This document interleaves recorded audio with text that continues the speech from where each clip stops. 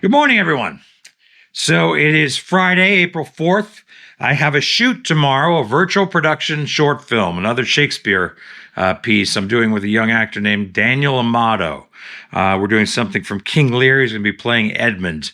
It's the famous bastard speech for those of you who are familiar with the play. My goal today is to kind of give you guys a sense of my pre-production, what it takes to get ready to do something like this, so that by the end of the day, I've got a video that I can post. We're going to see if I can do both these things, prep for my shoot tomorrow, and make a short documentary about prepping for my shoot tomorrow.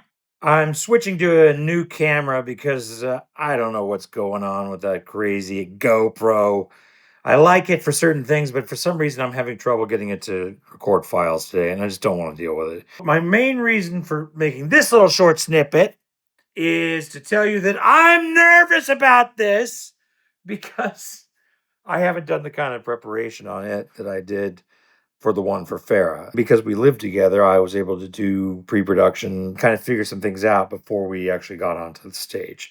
Tomorrow on stage is going to be the first time Daniel and I have worked on this monologue at all together. But I do have some confidence. I learned a lot about the virtual production process making the other one, so I think it's going to go okay.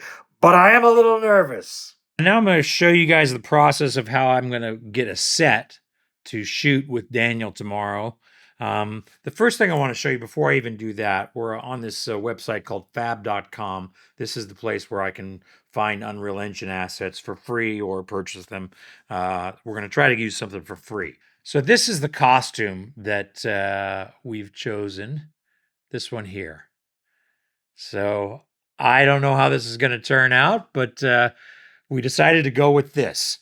So hopefully he will have that tomorrow when he shows up, and that's what he's going to be dressed in. So I need to find a set that kind of works with that.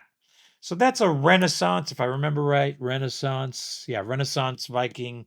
But let's look. I want something a little earlier, maybe for the set. I think for Shakespeare, you're really have some license to play with time periods and stuff. Make it its own world. I think when you do Shakespeare, when it's done its best, the world, unless it's one of the history plays, the world is defined by the director's vision. So we're going to go with medieval. All right. So here we are in fab.com. I'm going to type in medieval. We're going to look under Unreal Engine. We're also going to add a little bit of a filter. We're going to look for free to start with. And let's see what we have. Now, here's a couple that are already saved in my library. This medieval banquet, this medieval village. Let's see if there's anything else that we like that we might want to put in there. Oh, I did this one as well, the dungeon environment. That might work for what we're looking at. So once you find something, I'm not going to download this one. I just want to show you guys this. Once you find something you like, as long as you've got an Epic Games account already, which you should have, because if you're using Unreal Engine, you have to have one. So if you sign into your Epic Games account, you can just hit add to my library, and then you can, any of these free ones, you can just add them to your library and then jump onto your Unreal Engine build and start loading them up and see what you like. Now I'm going to go take a look at them on my PC. Right now I'm on my Mac, just because it's a laptop. I can kind of do this anywhere. But when I really get into working in Unreal Engine, I generally move to Windows because it just is optimized to work better on Windows. So we're going to go to the PC. We're going to take a look at some of these environments and then choose one and probably do a little bit of prep to get it ready to load up on our Jetset software on our phone. Yeah, so that's what's next. I ended up using an environment that I didn't talk about earlier. I ended up using one that I've used before for testing. And it was one that they used actually, I think, in one of the Jetset demos for their YouTube channel. It's the Infinity Blade Castle. So we've got it right here. So I'm going to put Daniel on this castle. Basically, the way this works is you do this. You put a scene locator somewhere on your set. I've put one right here, and this is how we're going to orient in the real world. My plan is to do something like this. Here, I'm going to simulate the camera move that I'd like to do. I'm going to slowly crane up like this until we can see these turrets here. See where my locator is? I'll probably be a little further in when this happens. But then I'm just going to, dolly this way real slowly, much slower than that. So he'll come out from hopefully behind that turret there, and he'll walk behind these others and stop either here or here to do the speech and be speaking the whole way. I don't know. I'm trying to block it out in my head a little bit. I reread this script. I went over to Starbucks, had a cup of coffee, and I did reread not the entire play, but I read the first scene and this scene again because this is the second scene in the play, just to refamiliarize myself. And I think that contextually, this is going to work for what I'm trying to do. I may change time of day. There's all kinds of things I may end up doing, but I've already sent the model over to the phone. So we're going to go do a couple tests with that and take a look at the rig. And that's probably going to wrap it up for this pre-production phase of my new microfilm. All right, last phase of pre-production is making sure we have all the right gear to go with us tomorrow. That's what all this stuff is.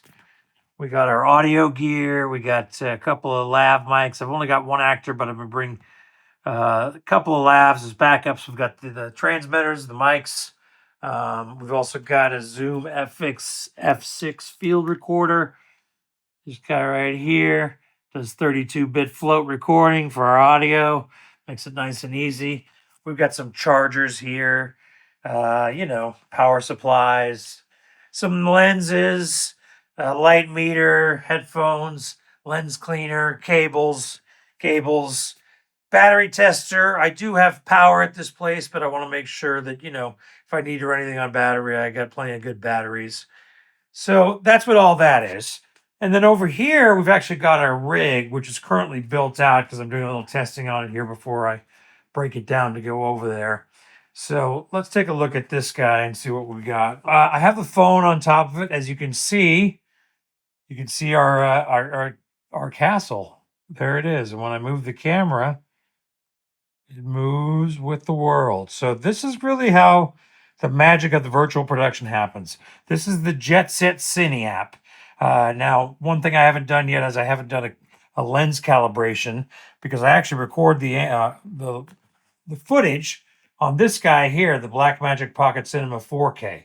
So, and we've got a nice 24 millimeter Rokinon lens, a Cinema Prime with some nice dynamic range, T-stops for accuracy, blah.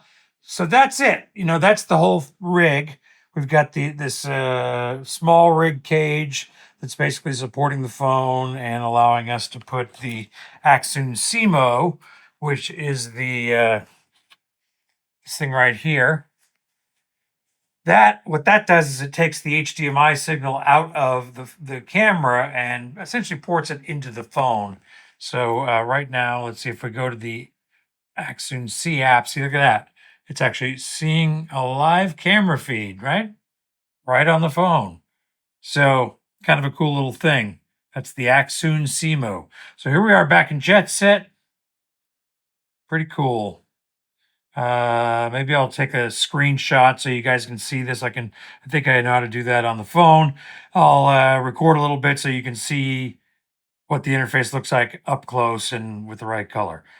But that's going to be it for me today. I'm going to be shooting tomorrow. Farrah's going to be coming with me running sound. Daniel, like I said, is going to be acting. Paul will be there for moral support and whatever else we might need him for. So wish me luck. I'm going to try to get this video out today. And my second virtual production is going to be shooting tomorrow. Bye, guys.